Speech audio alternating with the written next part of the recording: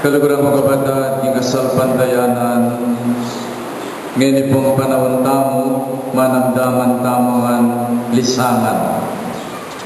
At alog ta mo, makatulit tamo kareng electric fan. At nung pasinantaya po yung electric fan, dudurot siya, pero itaya kakay ditang power, ang magpadurot kanini. Realize tamo mo yung power, po tangalang power, uling madalumdum, ilagagana ding electric fan, at ilagagana ding kakatamong air condition, at itamong makapanalbe, television. So yung power, yung babiyasala, pero itaya bakit? Yung power, yung magpadurot ng electric fan, itaya bakit? Yung power, yung magpagana ng aircon ng pan-television, pero itala bakit? Ngayon pong aloyti, parang alantaya, yung banal espiritu. At yung kapiesta na, ausan din Pentecostes. Yung banal espiritu, yapin yung power na ning Santa Iglesia. It is the life of the church. It is the dynamo. It is the power that keeps us moving, that keeps us loving. It is the power to love. It is the power to forgive. It is the power to know. It is the power to understand. It is the power to be reconciled. It is the power of unity in Christ. The power of the church. The power of the Holy Spirit. Mabibiyatang po king power of the Holy Spirit. It is the Holy Spirit that enlightens our minds. It is the Holy Spirit that enables our heart to beat in love and to forgive one another. And today we honor the power of the Holy Spirit working in our lives, working in our families, working in our community. Balutaran po, beginnings are very important and crucial in our lives. Lalong-lalo na po ngayon, panahon na ng enrollment ang pong pamag-aral. As na ng kaulaga yung pamakumpisa, lalong-lalo na ka rin grade 1, ulimang da syudda, king karelang pamag-aral. As na ng kaulaga yung pundasyon, bang mabiyasa ng Manila, mamasa ang pong sumulat. At inapag-aralan da, as nanay kaulaga, uling potang miyari na rin anak, miras lang kulay, they have the power of knowledge that can change their lives. The power of education that can change the mind, the heart, and the values of a child. There is power in education.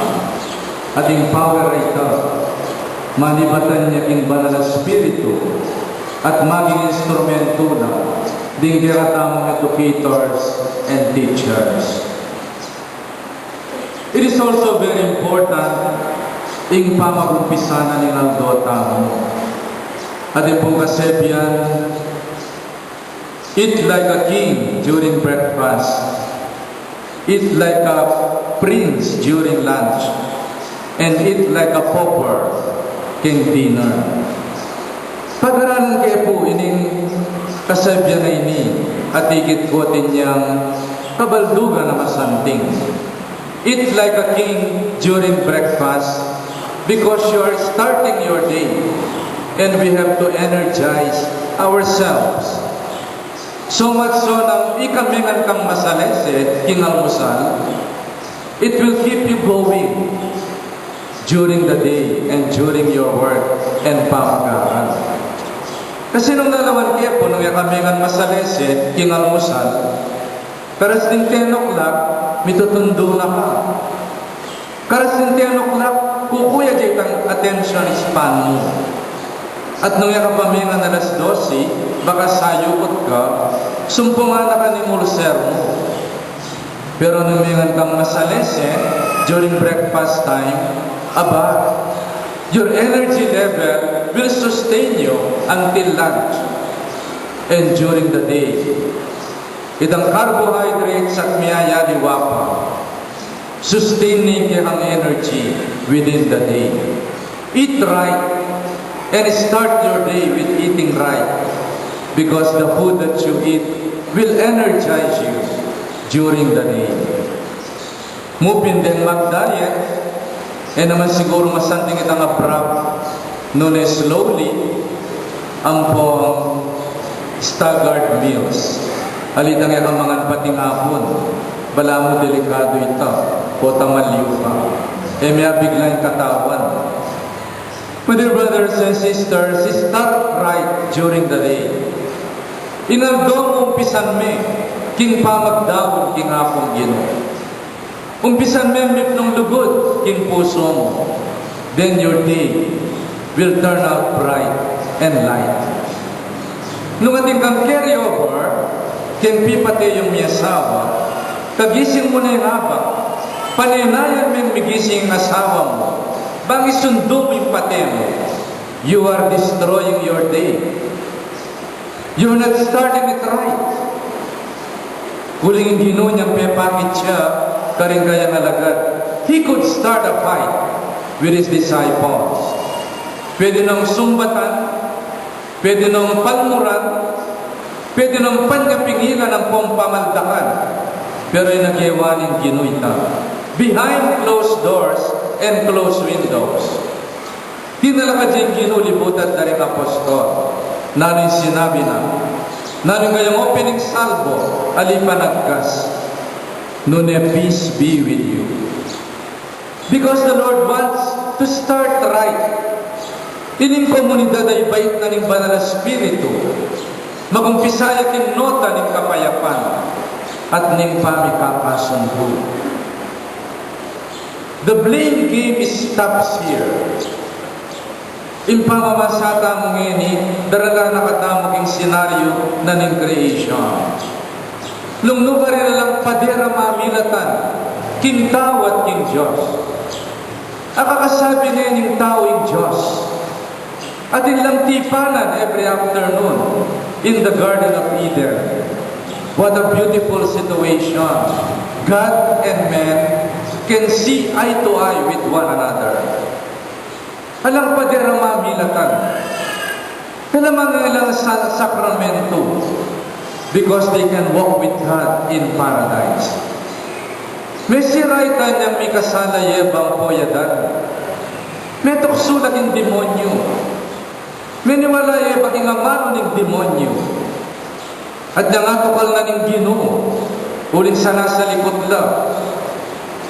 Nga nang eba, king Ginoo. Nga nangadan kang king Ginoo. Ing babaeng binye yung anak. Pepakanana ko ketang prutas, ababawal yun. Pemarsalana na yung adan ni Eva. Pemarsalana na yung Eva yung demonyo. At may pamarsala yung tao. Na may putot yung pamamarsala sumbat. Yan ang datang yung Ginoo. The blame game stops here. Peace be with you. Peace be with you, kaliwantanin may labas. Likwan niyo kung magdilidili king krus, masakit ita. Pero ita kayo sumbatan, patawaran na kayo. Peace be with you.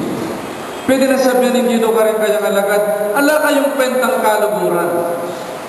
Ala kayong marine, muntana kayo kene, ika Pedro, panyapingilan da ka, tumbukan da ka.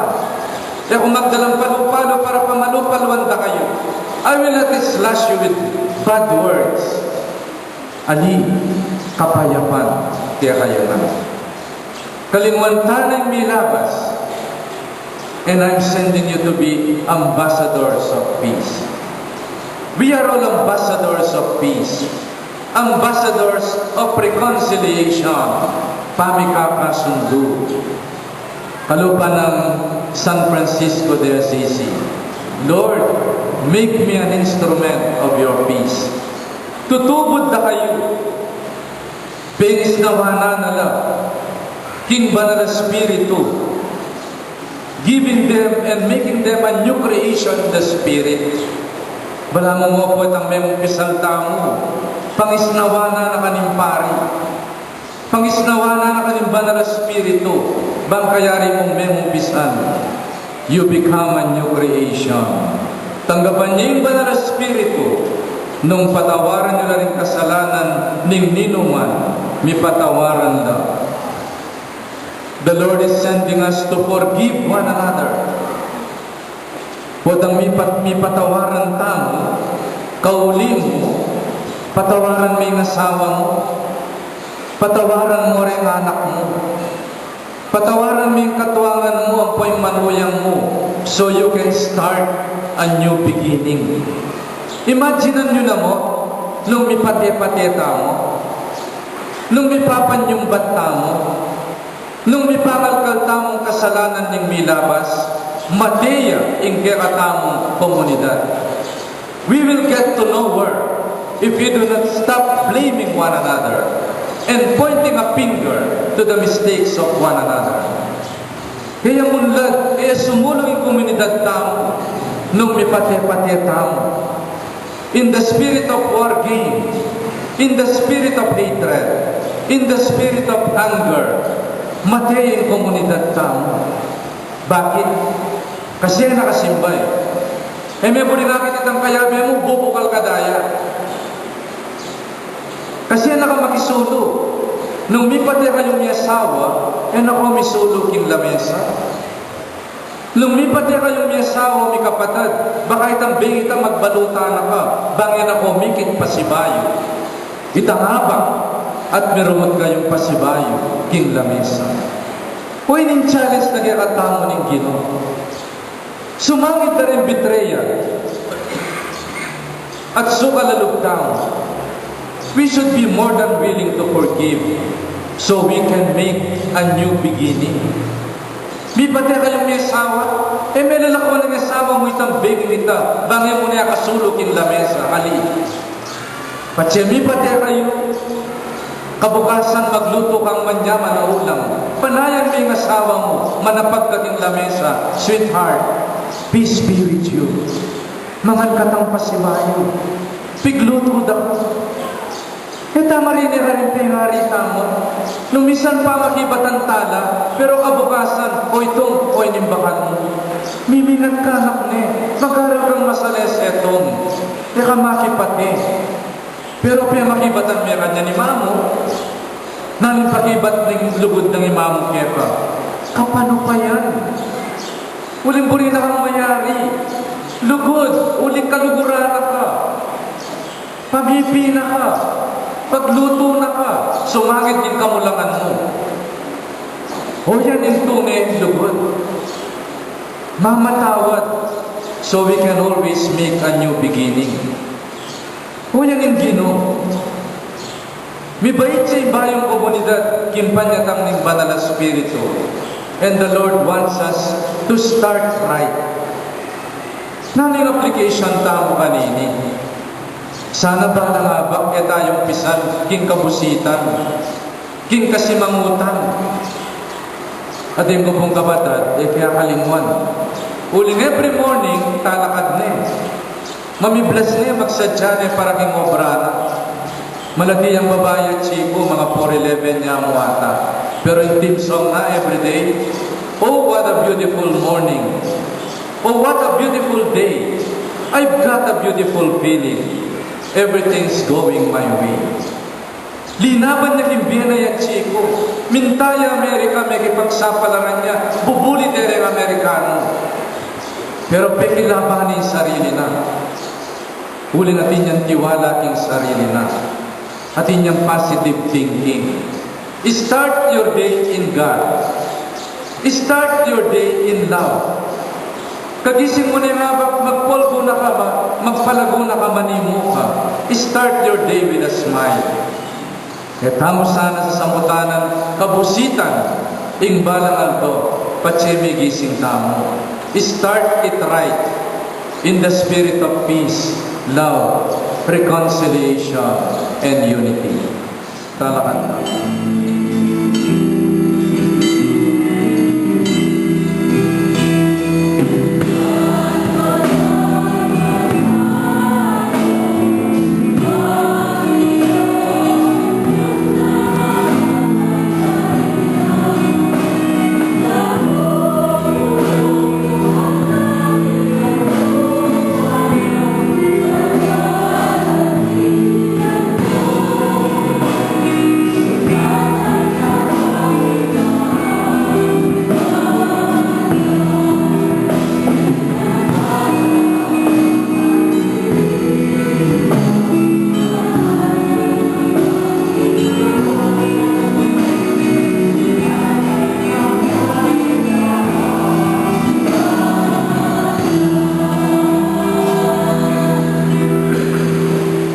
Tuligaping banalo, ginawin kayong panagataning sablang kabanalan. Kulilita pagparalang kumi, pabanalan mo sana detingayin, kingupayan ng Espiritu mo, bang paragya kami, malyari lang ang katawan at daya, ning ginoming Heso Kristo. Bayan ni daw ang pusang do, king pamaylas at kamatayan, kinuha niya pinape, at kapasalamat sa kiyaka. Pirasa niya pini, karinggan disipulo sumama. Tanggapan niya iti ikawan at kanani. Itiyin ka na akong katawan, amidawan para kiyakayo.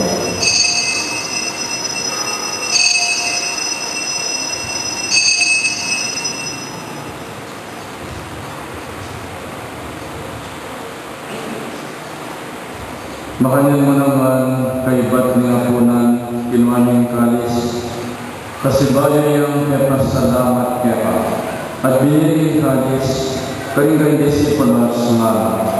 Tanggapan niya iti ikawan at minumpo ka nito. Piliing kalis ng kanakon daya, indaya ng bayo, at alangang gamutipan, amibubo para kaya kayo, at para rin sablang tao. Bangkit ka, ipatawaran na rin kasalanan. Dagdan niyo iti bilang kapigaganakan kanako.